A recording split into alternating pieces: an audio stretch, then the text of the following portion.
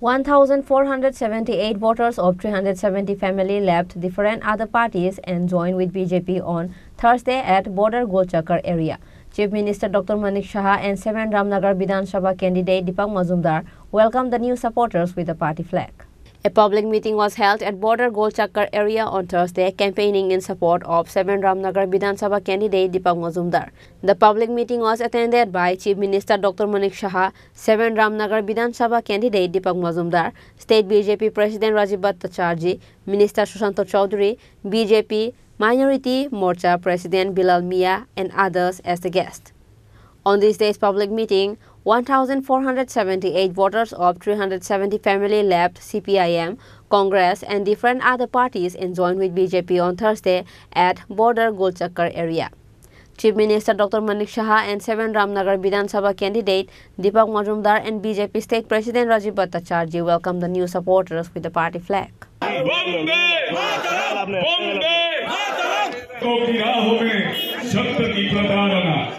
बजरंगो हम बने राष्ट्र का जो नहीं चले शक्ति कलियुगे वंदे मातरम वंदे की भारत माता की 19 তারিখ এখানে ভোট হবে একটা হবে বিধানসভার ভোট এবং আরেকটা হবে আমাদের পশ্চিম আসনের ভোট সেখানে ভারতীয় জনতা পার্টির এই দুই ক্যান্ডিডেট যার নাম বললাম আপনারা বিপুল ভোটে জয়যুক্ত করবেন আপনারা জানেন বক্সনগরের উপনির্বাচনে যখন আমি প্রতিদিন আমি যেতাম সেখানে অনেকে বলছেন অসম্ভব সেখানে যারা সংখ্যালঘু সম্প্রদায়ের মানুষ সেখানে সবচেয়ে বেশি থাকে এবং বক্সনগরে সবচেয়ে বেশি আমরা দেখেছি সবসময় এখানে খুন সন্ত্রাস অগ্নিসংযোগ এগুলো আমরা সবসময় আমরা দেখতাম সেই জায়গায় দাঁড়িয়ে কোনো রকম সেখানে কোনো খবর নেই মানে ঘটনা উপঘটনা আমরা দেখিনি এবং সেখানে আমরা 30,000-এর উপর ভোটে আমরা সেখানে যে মানে জয়লাভ করেছি শুধু তাই নয়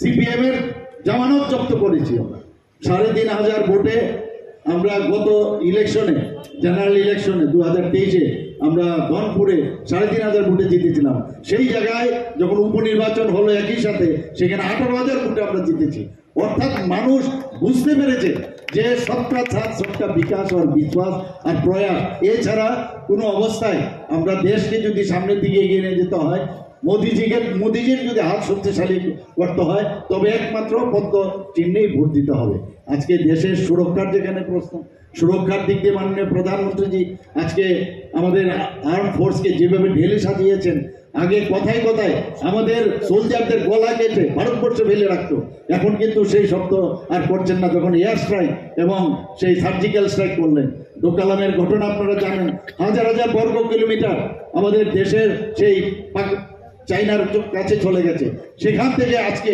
প্রধানমন্ত্রী G20 যে এর মধ্যে সম্মেলন করলেন প্রেসিডেন্সি পেলেন সেখানে আমি নিজেও গিয়েছিলাম সেখানে আমি দেখতে পেয়েছি মাননীয় প্রধানমন্ত্রী কি মানে কিভাবে ওনাকে সম্মান এবং মানে ওনাকে একটা বিশেষ একটা জায়গায় ওনারা নিয়ে গেছেন আমরা সবাই দেখেছি মাননীয় প্রধানমন্ত্রীজিকে কেউ পায়ে ছুঁয়ে ওনাকে প্রণাম করতে চায় কেউ বলে মিস্টার বস করে ওনাকে সম্বোধন করেন সেই জায়গায় দাঁড়িয়ে আমাদের দেশ একদিকে সুরক্ষিত একদিকে আর্থসামাজিক উন্নয়নে সেই দিকে কাজ করছে এখানে অনেক মহিলা আমাদের মা ও বোনেরা এখানে উপস্থিত আছেন আমরা সবাই জানি যে এসএইচজি গ্রুপ সবচেয়ে বেশি আমাদের ত্রিপুরাতে সাকসেসফুল 2017 আগে মাত্র এখানে 4,000 এসএইচজি গ্রুপ ছিল আর আজকে আমাদের এখানে 56,000 এসএইচজি গ্রুপ হয়েছে প্রায় 5 লক্ষ মহিলারা তার সাথে যুক্ত হয়েছে আমরা মহিলাদের সশক্তিকরণের কথা বলি আমরা এখানে মহিলাদের জন্য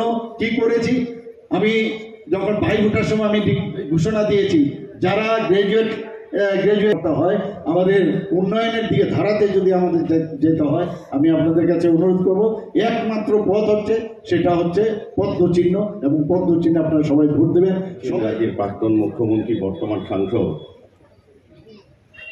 শ্রী বিপ্লব কুমার দেব এবং 7 রামনগর বিধানসভা উপনির্বাচনে ভারতীয় জনতা পার্টির প্রার্থী হিসেবে আমি দীপক মজুমদার আপনাদের কাছে হাজির হয়েছি প্রথমে আমি ভারতীয় জনতা পার্টির কেন্দ্রীয় নেতৃত্ব এবং রাজ্য নেতৃত্বকে অনেক ধন্যবাদ এবং যাতে আপনাদের হয়ে আমি কাজ করতে পারি আগামী দিনে তো নির্বাচনকে সামনে রেখে প্রতিনিয়তই আমাদের দলের তরফ থেকে বিভিন্ন কর্মসূচি প্রতিদিন করা হচ্ছে। তার এই অঙ্গ হিসাবে এই জনসভা, এখানে প্রারম্ভিক বক্তব্যে আমার মণ্ডল সভাপতি এবং বিল্লাল মিয়া সাহেব উনি আলোচনা রেখে গেছেন। আমি সেই দিকটায় যাচ্ছি না। আমি শুধু বলবো, যেহেতু রামনগর উপনির্বাচনের ক্ষেত্রে আমি প্রার্থী, প্রথমেই এই নির্বাচন ক্ষেত্রে যারা সম্মানীয় ভোটাররা গণদেবতারা আছেন তাদের কাছে আমি ভোট ভিক্ষা চাইছি। আমাকে আশীর্বাদ করুন, সাহায্য করুন, আমি রামনগর হয়ে কাজ করব। কারণ রামনগর বিধানসভা কেন্দ্র এমন একটা বিধানসভায় রাজ্যের মধ্যে যিনি দীর্ঘ 40 বছর এই বিধানসভার জনগণে যিনি সেবা করে গেছেন, যিনি সুখী দুঃখে সবসময় ছিলেন, সেই বিধায়ক যিনি ছিলেন, যার অকাল প্রয়াণ হয়েছে, তার শ্রদ্ধার সঙ্গে আমরা প্রতি মুহূর্তে স্মরণ করি। সেই সুরজিৎ দত্ত মহোদয়ের অকাল প্রয়াণে উপনির্বাচন, তো সুরজিৎ দত্তের মতো হয়তো আমি হতে পারবো না, কারণ সুরজিৎ দত্ত যেইভাবে কাজ করে গেছেন মানুষের জন্যে, শুধু রামনগর না সারা রাজ্যের মানুষ ওনাকে মনে রাখবে সারা জীবন। উনি জননেতা, ওনার বিকল্প আমি হতে পারবো না, তবে আমি চেষ্টা করব আপনাদের হয়ে 24 ঘন্টা আপনাদের পাশে থাকা। আমি আশা রাখবো আমাদের সরকারের, আমাদের মুখ্যমন্ত্রীর নেতৃত্বে যে সরকার চলছে, তার উন্নয়নের সমস্ত দিকটা যাতে রামনগরের প্রতিটি জায়গায় পৌঁছে যায় সেই চেষ্টা আমি করে যাব। আমাদের যিনি প্রয়াত বিধায়ক ছিলেন সুরজিৎ বাবু, সুন্দর হিসেবে যাকে জানি, আমার সঙ্গে দীর্ঘদিনের সম্পর্ক, বলব রাজনৈতিক নয়, সামাজিক নয়, পারিবারিক সম্পর্ক ছিল। সুন্দর সঙ্গে প্রতিটি এলাকা, প্রতিটি জায়গায়, এই বর্ডারেও আমি অনেক সময় এসেছি।